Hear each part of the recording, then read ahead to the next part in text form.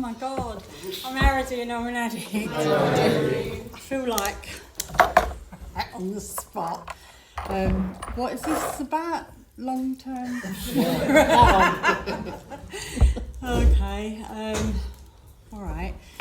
I don't even know what I'm going to say. I've literally just run off the bus. So I think I came around 25 years ago, and yeah, I met Roz early days, and I kind of done what was suggested, sort of, as you do, and I managed to get 5.5 years clean, and stopped doing what I was supposed to be doing, what I was suggested to do. I think for me, I put men before NA, sugar before NA, drugs obviously before NA, but yeah, I got to a place where I felt lost in recovery. I felt really lost. I stopped doing the work. I was taking meetings. I remember taking meetings, but not interacting. Do you know what I mean? And I still struggle to this day to share. Do you know what I mean? I still get that nervous kind of like, I've still got that inside of me, like, you know, no one's going to relate, or you're talking shit, and, you know, I still have that inner critic, if that's what you call it. And, yeah, but I have it in my head that I'm fucking boring. I always tell myself, like, you're boring, do you know what I mean? You've got nothing to say. You know, it's quite deep within me, do you know what I mean? And that's kind of what happened. You know, I stopped sharing, and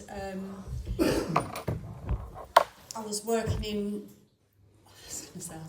hairdressers. I was working in a pub, and in the evening and in the daytime I was doing the MVQ in health and social care, because I wanted to be liked. I wanted to fit in. Do you know what I mean? So that's the only reason I was doing the MVQ, really, because everyone else was doing it at the time. So yeah, I kind of ended up putting the pub first, really, and I had no defence. Where I wasn't really doing many meetings, I certainly weren't telling anyone how I felt. And there was no defence whatsoever. You know, someone offered me something and that was it. Do you know what I mean? I was gone for 3 years. And I can sit here and say that, but yet I can still repeat that same pattern. Not picking up, but kind of isolating myself from meetings. You know, I didn't come here for 2 weeks, and I've got a commitment here. I didn't go to my other commitment either, you know, because life on life's terms, really. You know, things were going really well, and I'd met my match, I guess. I'd met my person in recovery, and like, we were friends before we got together, and yeah, I got this fella. I think he was like 18 months clean, so I was 3 years or something like that, and I got with him, and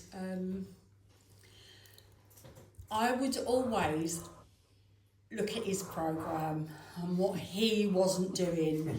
Do you know what I mean? I've got to be honest, do you know what I mean? And everything was his fault. Do you know what I mean? If only you'd do this, do you know what I mean? It's like, this illness is right through me. And my mum died in 2023, and then my husband died in 2024. Yeah. And then my dog died in 2025. But without NA, I wouldn't have had him as a husband. I probably wouldn't have had a connection with my mum, because she drove me mad. And like, I remember when my dad was dying and I was using, and my sister rang me up. She's like, "You need to get down here, Dad's dying." And you know, because they lived in Kent, I could get away with a lot of my using. Do you know what I mean? They didn't see me a lot. And I went there eventually, but being clean, I've been able to make amends to people, and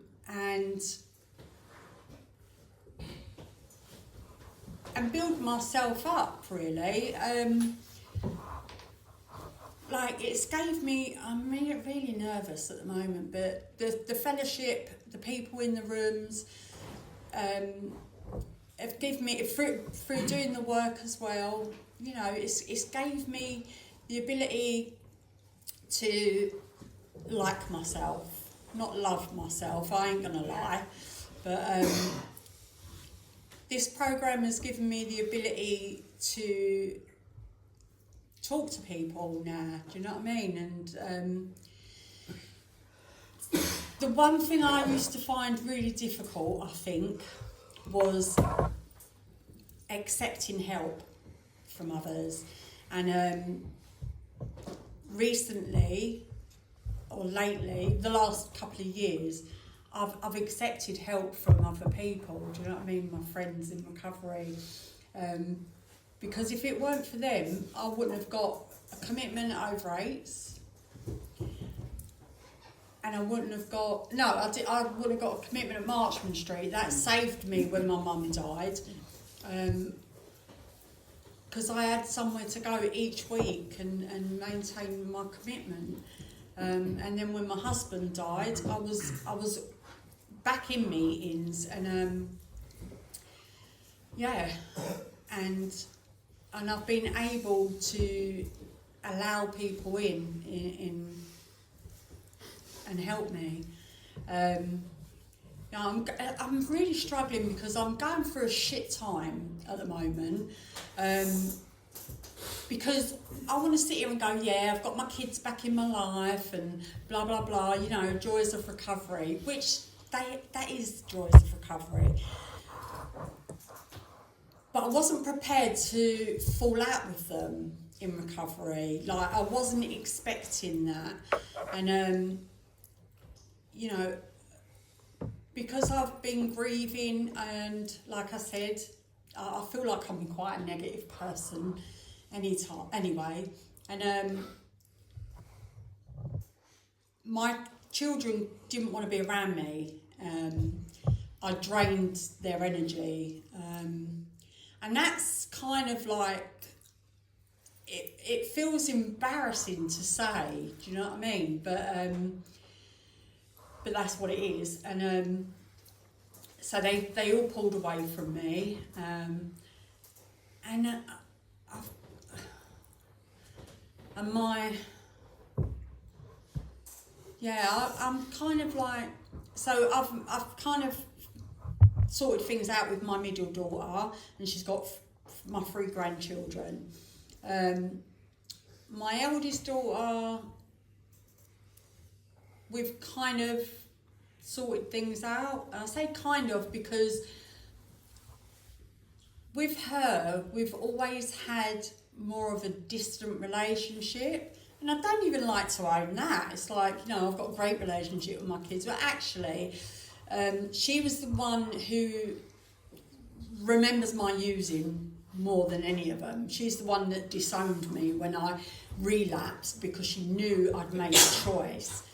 She was the one that,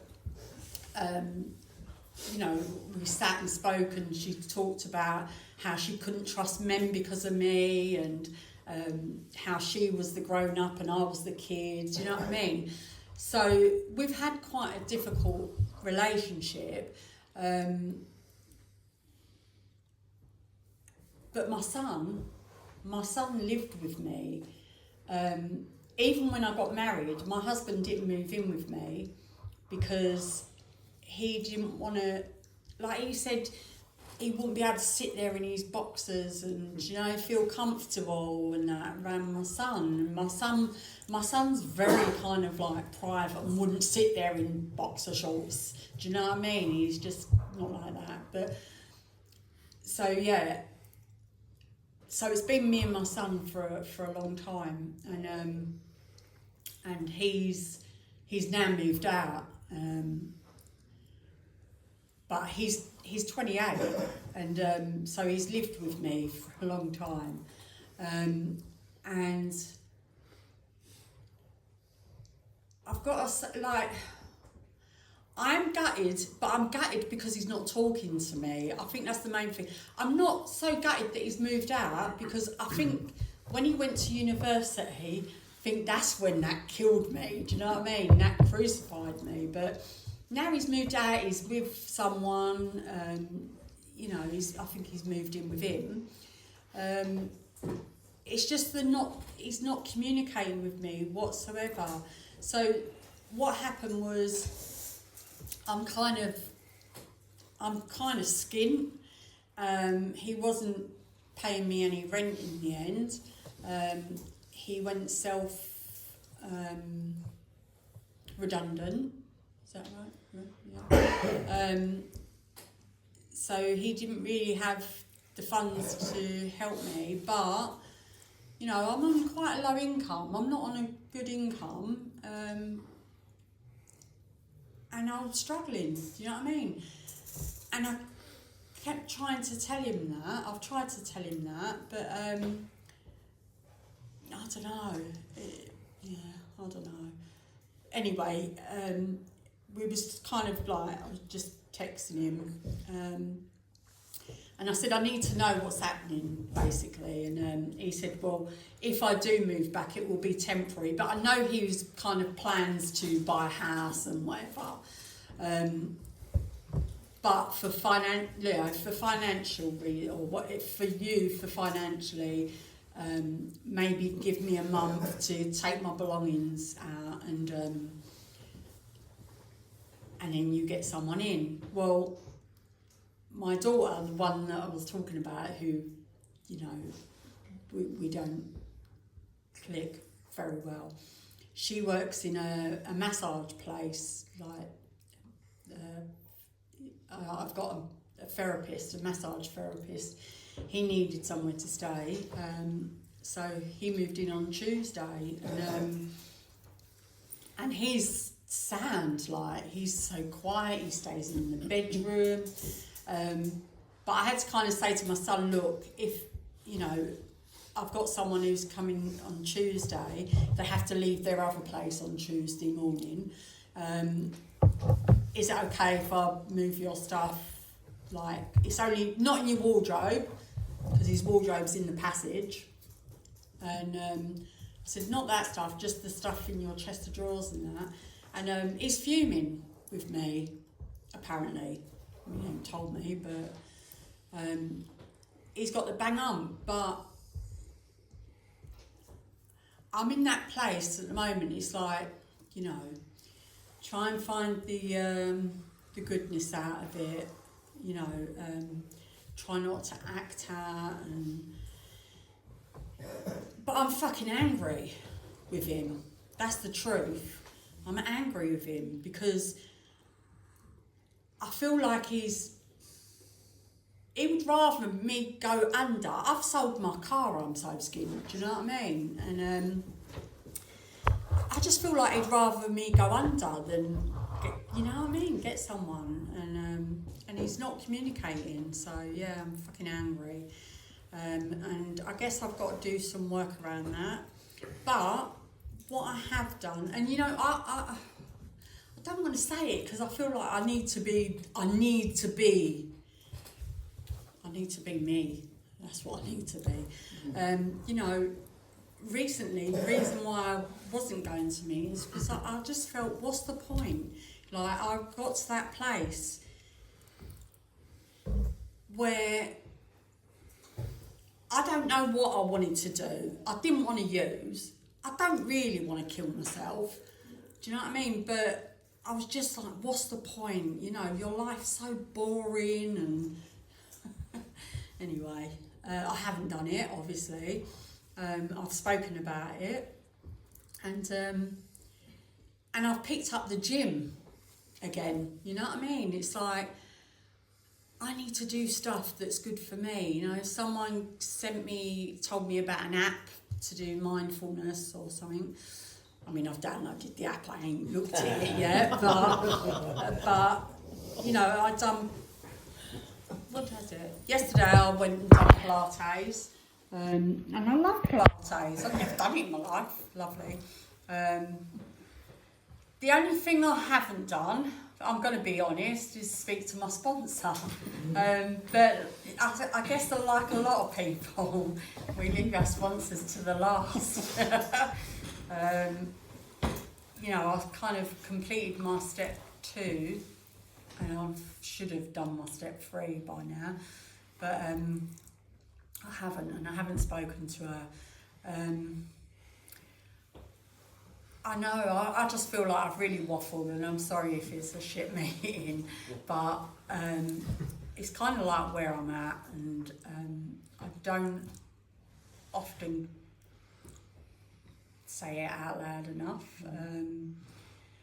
So for me, it's just about coming to meetings, connecting with others, maybe doing an inventory. Just keep it simple. Do you know what I mean? I've just got to keep it simple, if I'm honest. And a day at a time, it will pass, it will get better. And I know that through experience, do you know what I mean? And I don't think there's anything worse than, I think I've gone through a lot and stayed clean. So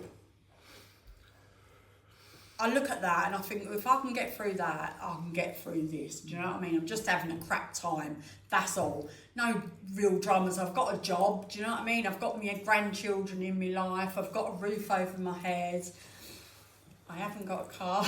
No, that's not important. You know, I've got a membership at the gym. I've got friends in my life. You know, I've got a lot to be grateful and a lot to be thankful for. So, yeah, I think that's about it. I'll leave it there. Thanks, Thank you.